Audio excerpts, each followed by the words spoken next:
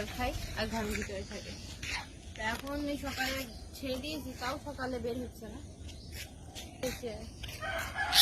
কথা বলো ওদের প্রসঙ্গে কিছু বলো।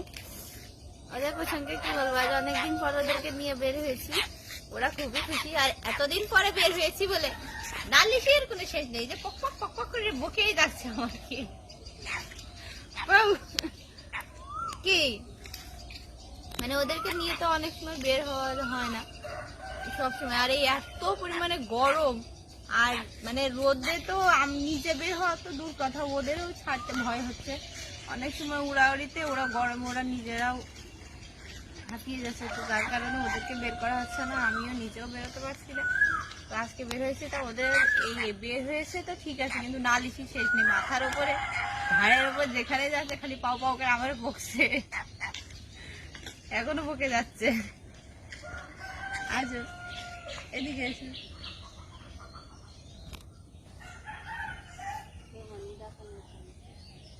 বাড়ি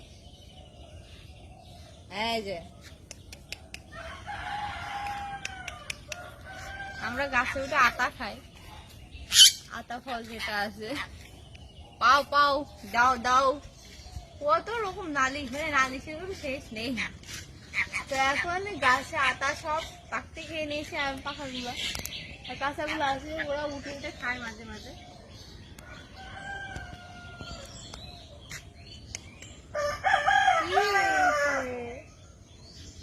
আমার সুন্দর দুটি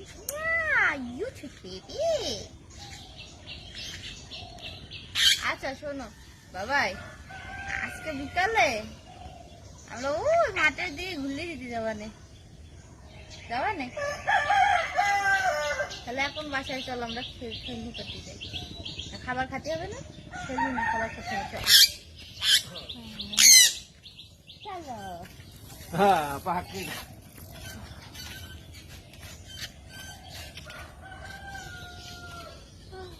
ভালো করে আমার ভালো ওঠে,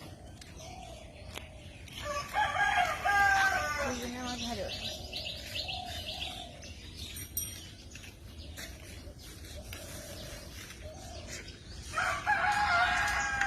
আজ অনেকদিন পর ওদেরকে নিয়ে বের হয়েছে, খুবই ভালো লাগছে। আজ সকালে একটু ওয়েদারটা একটু ঠান্ডা ঠান্ডা আছে, কেননা 9টা থেকে 10টার পর থেকে এত পরিমাণে রোদ হয়, বাইরে বেরোতে তো ইচ্ছাই হয় না, আরো নিজেরই অশান্তি লাগে, যার কারণে বের হওয়া হয় না।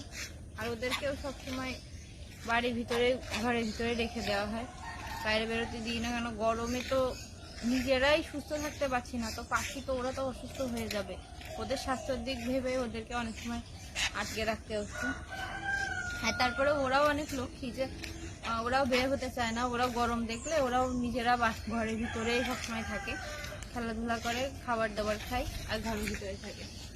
তা এখন সকালে ছেড়ে দিয়েছি, তাও সকালে বের হচ্ছে না, হচ্ছিল না, আমি বের হয়েছি দেখে আমার সাথে সাথে বের হয়েছে। বাবাই ওটা কাটতে হবে না, বাসায় চলে আসো, আমি চলে যাই, আমরা চলে যাই।